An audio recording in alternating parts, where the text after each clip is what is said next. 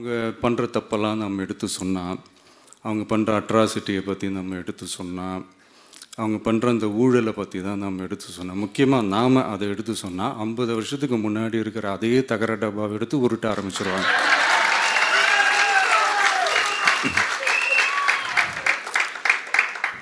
பவளவிழா பாப்பாவுக்கு வேற என்ன தெரியும்?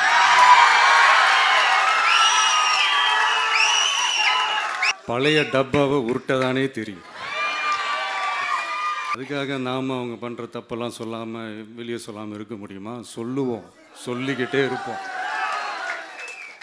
நம்மளை தவிர யார் அவங்கள ஏற்று நின்று கேள்வி கேட்கறது? யாருக்கு அந்த தில் இருக்குது?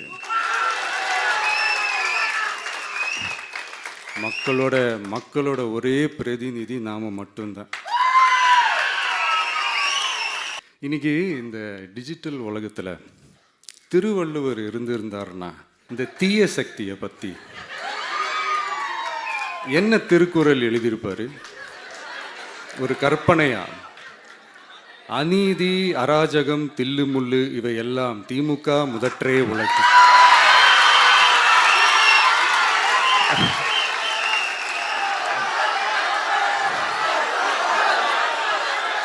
அநீதி, அராஜகம், தில்லுமுள்ளு இவையெல்லாம் திமுக முதற்றே உலகு.